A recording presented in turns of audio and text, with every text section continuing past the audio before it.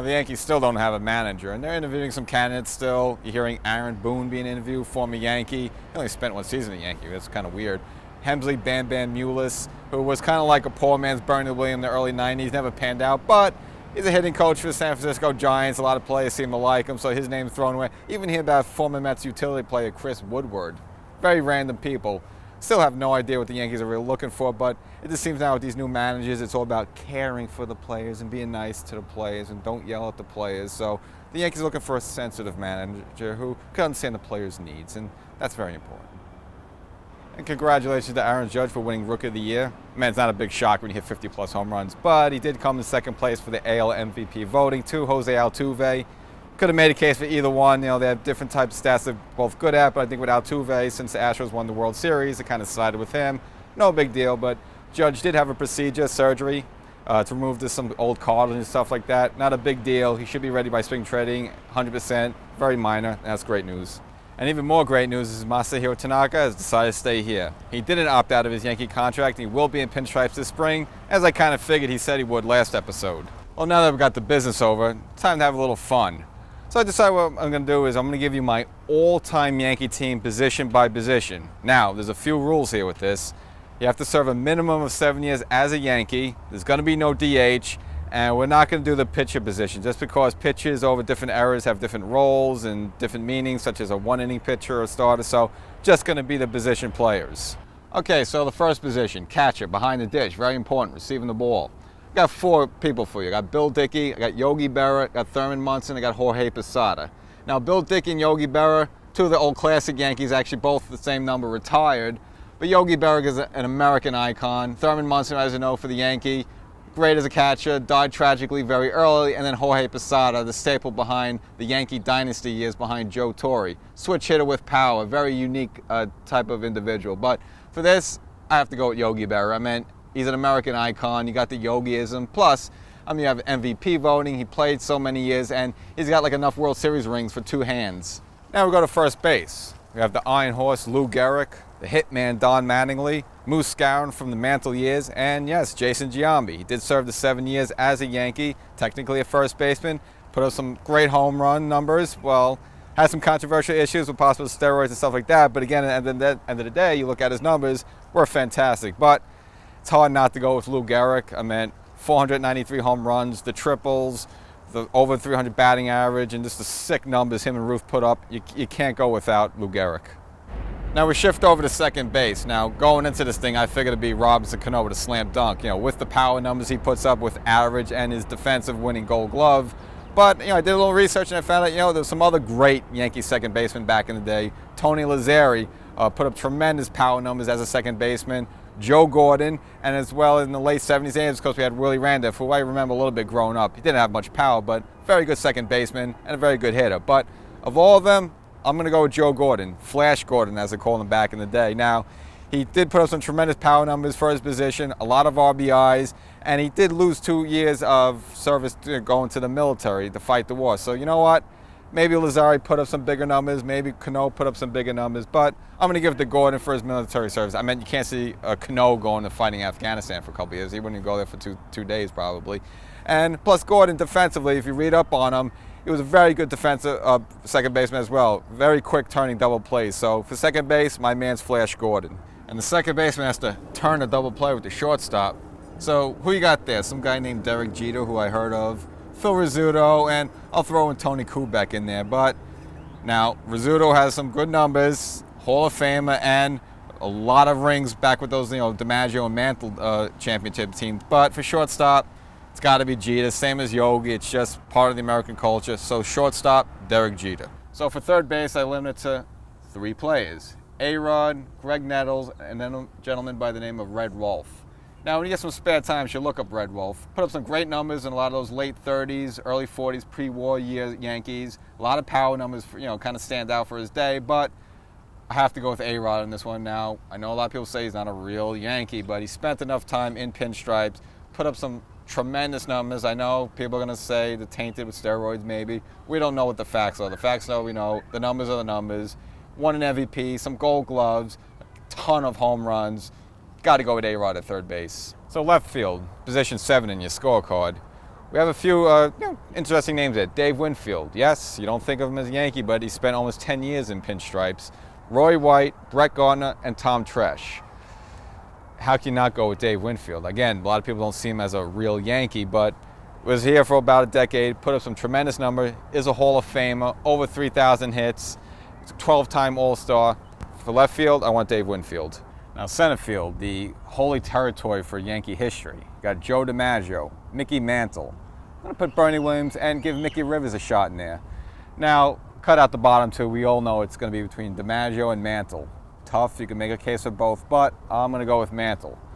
Switch hitter, a little more power.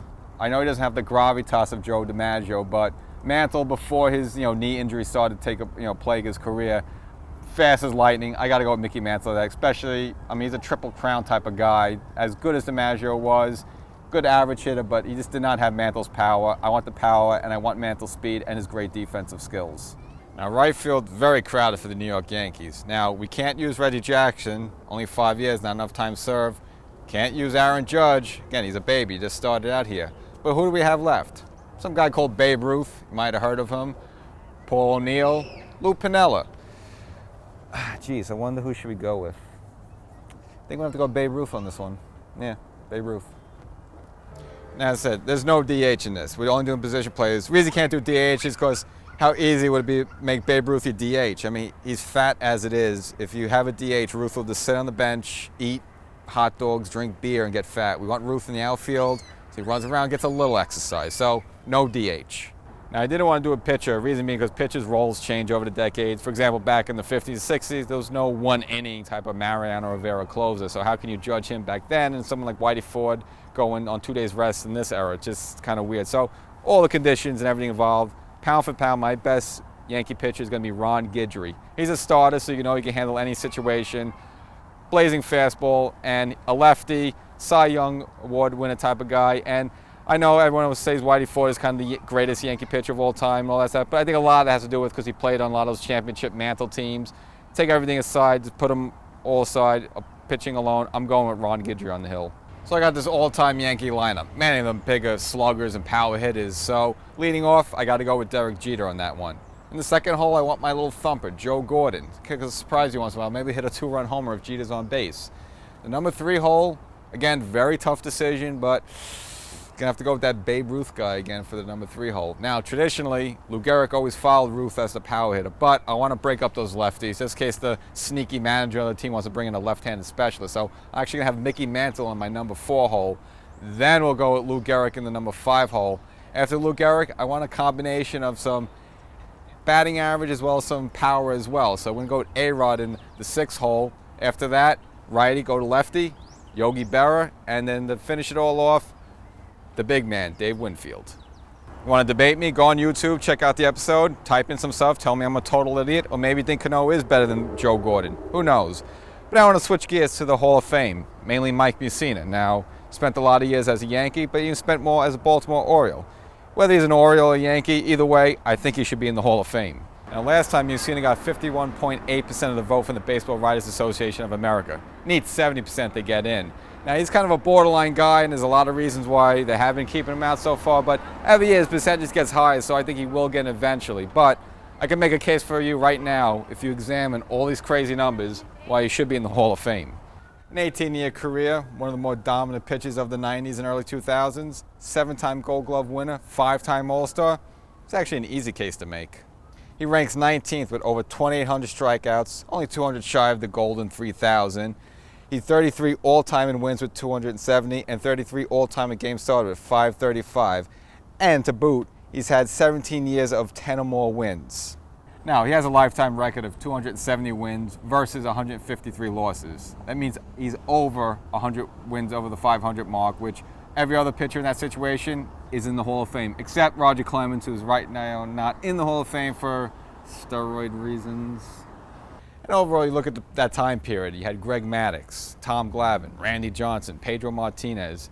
Mike Mussina was in that group of the dominant pitchers of that era. So let's examine why the baseball writers have been leaving him out, and then maybe we can make the case of looking at those numbers and turn it to why he should be in. Now, one of the knocks against Mussina's career is that he never won the Cy Young Award, which is kind of important for a Hall of Fame pitcher. Another knock against him is his lifetime ERA, 3.68, which is kind of high. But if you examine the era he pitched in, the 90s, the early 2000s, I mean, he pitched in the height, the best of the steroid era. I mean, he's had steroid users all over the place, and he's pitching through it and putting up some pretty damn good numbers. So you do have to take that in consideration. And his final year was 2008. Well, the Mitchell report, when this, baseball finally started getting serious about this, was 2008. So again, he pitched his entire career against a lot of these Jose Canseco, Mark McGwire types who would probably juice him left and right. So it's worth examining. And then just take 3 of his seasons that really kind of hurt his ERA. 2007, 5.15.